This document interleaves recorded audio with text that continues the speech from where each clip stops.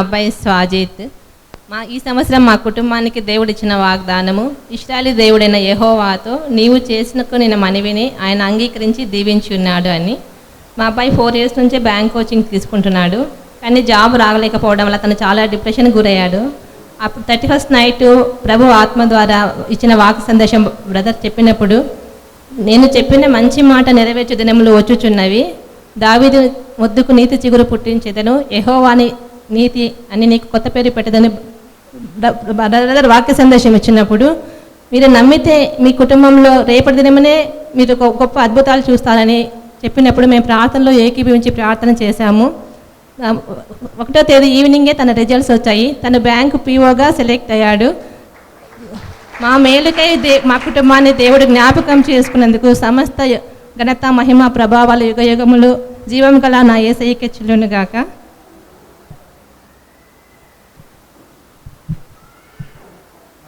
మొదటగా మీ ఎదుట నేను నిలబడి దేవుడి సాక్ష్యం చెప్పుటకు, దేవుడు నాకు చేసిన మేలును బట్టి దేవునికి వందనాలు.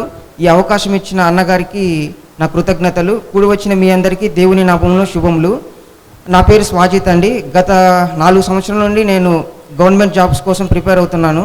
చాలా ఎగ్జామ్స్ రాశానండి, ఎందులోనూ నాకు విజయం దక్కలేదు. బార్క్, ఎఫ్సి వంటి ఆర్గనైజేషన్లో వాచ్మెన్ పోస్టులు పడినాయి.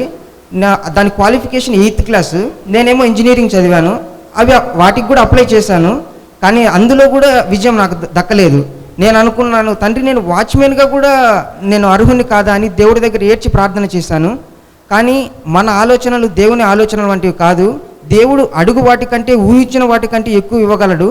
వాచ్మెన్ పోస్ట్ వస్తే చాలు తండ్రి అని నేను ప్రార్థన చేసుకున్నాను, కానీ దేవుడు నాకు బ్యాంకులో ప్రొవిషనరీ ఆఫీసర్గా ఉద్యోగం ఇచ్చాడు. అందును బట్టి దేవునికి కృతజ్ఞతలు. ఈ చిన్ని సాక్ష్యం దేవుడు దీవించిన గాక. సో ఈ కుటుంబంలో దేవుడు చేసే అద్భుతం అండి. స్వాజిత్ అనుకున్నాడు, నాకు వాచ్మెన్ పోస్ట్ వస్తే చాలు.